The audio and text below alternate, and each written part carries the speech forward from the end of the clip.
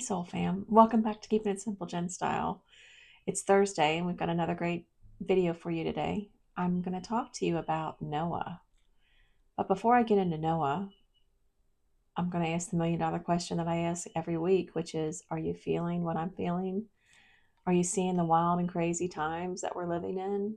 Each week it just feels like it's getting another layer and another layer. I know you've got to be feeling it, because if I'm feeling it, you're feeling it.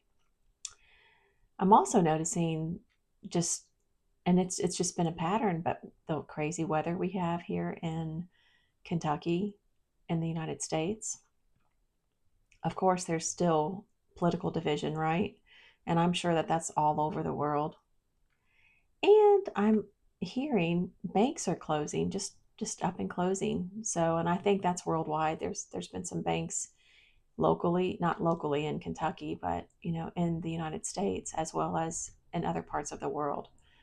So that's the financial system that I've been talking about that's going to collapse or at least have a shaking. So yeah, some big things are definitely popping up on the scene right now. And we've been taught to fear these moments, but there's no fear here, right? As I've said before, we don't fear, we walk by faith here. And in today's story, what if I tell you that Noah's story about the flood was actually a hidden message for what we're walking out right now? Let's look at his blueprint and let's think of it as a spiritual preparation and a consciousness elevation or a rise in consciousness. If I don't want to get too fancy, right? And what if it's also about stepping into the new world that's being birthed right before our very eyes? Let's take a look. In Genesis 6:9, it says, Noah was just a man. I love that. He's just a man. It also says, and he was perfect in his generations, comma, and he walked with God. I like that comma, and he walked with God, because to me, it's showing that they really want to emphasize that last part. In today's language, or in the Gen version of the Bible, that would say Noah just didn't go with the flow. He didn't go along to get along. He stayed grounded in his truth, and while the world around him lost its way, he was grounded. He was anchored in. He walked with God. And right now, we're being invited to do the same, to walk with God, to align with our soul, and to rise above all the noise. Ascension starts when we choose faith over fear. While everything else around us crumbles, we stay grounded. We stay in our faith. We don't let fear in. Now let's move on to Genesis 6:14, where it says, build thee an ark of gopher wood. The ark isn't just about a boat. It's symbolic. It represents the safe space within ourselves, the divine connection that we have with God. And it has 3 levels, just like we have body, soul, and spirit. The flood came, but Noah had already built everything that he needed on the inside of him. So now let's modernize this a little bit for where we're at right now, since we're talking about Noah being the blueprint for us. You don't need to build a boat right now, but you do need to build stability within yourself, within your soul.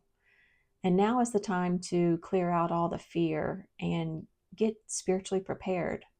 And that's what Noah was doing, symbolically, of course.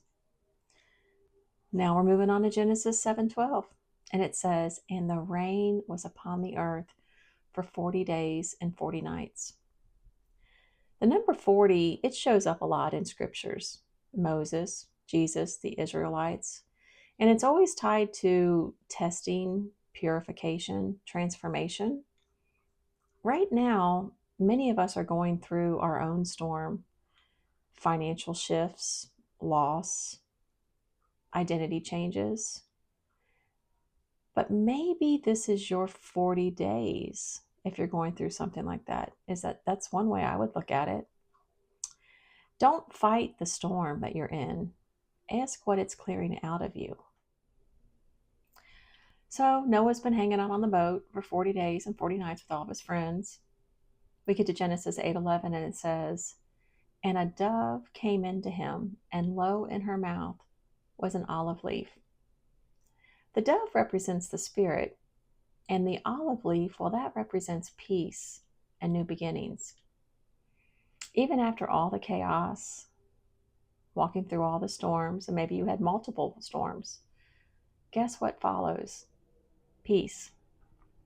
And let that be your example for today and what we're walking out. Everything we're going through, everything we're seeing, peace is going to follow. Your soul is looking for solid ground. And when you trust and you surrender and you release, you receive your own sign that the storm is ending, just like the dove. The dove came to show that the storm is over, that peace is next, that new beginnings are next. I love that. Now we're getting to the good part. Genesis 9:13. It talks about the rainbow. It says, "I set my bow in the cloud, a covenant with me and the earth." That rainbow is more than just a symbol. It's a frequency. There's that word again, right? Frequency. It's a full spectrum sign of divine alignment. That's another good word too, alignment. Think of it like this.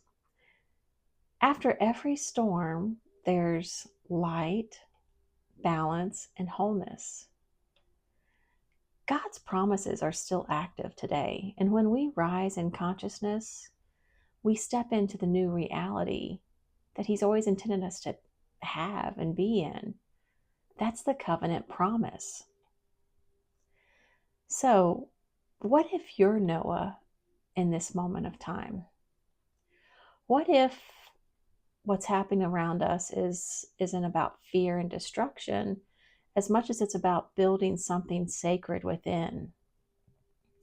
This isn't about surviving the storm. It's about being transformed from it and by it. Think of your life, every storm you've ever walked through. After you've walked through it, you've reflected and you've said, it changed you. It's kind of like that scripture in the Bible where it talks about the afflictions were good for me. I never did really like that scripture, but that's what change does.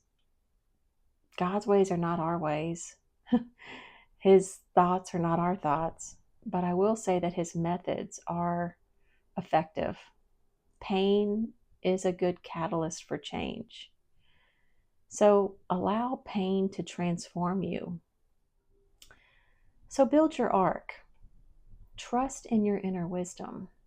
Listen to your soul. Let the storm wash away what you no longer need anymore, what no longer serves you, and rise to the frequency that is waiting for you. That's God's covenant promise to you. When you see the rainbow now, think about frequency and rising to it. If this message stirred something in your soul, and I hope it did, leave me a comment. I love reading them. We're getting ready to wrap up our 4-part series. We started with Jesus, then Job. Today was all about Noah. Next week, it's going to be about Esther.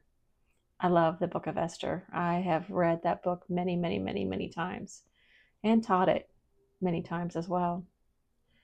That's the only book in the Bible that doesn't talk about God, but he's woven in there without speaking about him. One of my favorite scriptures in Esther is the one that everybody knows, Esther 4:14. Perhaps you were created for such a time as this. I think history has a way of repeating itself, and we're back to all of us being created for such a time as this. Esther was a powerful woman who didn't just save her people. She aligned with divine timing and stepped into her soul's purpose with courage and with faith. So make sure you hit the notification button so you don't miss out next week on Esther as I unpack her story. Share this video out if you think somebody needs to hear the message. Subscribe to the channel, like I've said before. And if you need any tools from my spiritual toolbox, check the link out below. There are three free downloads. Try saying that 3 times. They're free for you, so go and check out. There are some free things there, so go check them out. Until then, remember, the ark isn't outside of you, it's within you. And you're not just here to survive the shift, you're here to ascend with it. I'll see you next Thursday.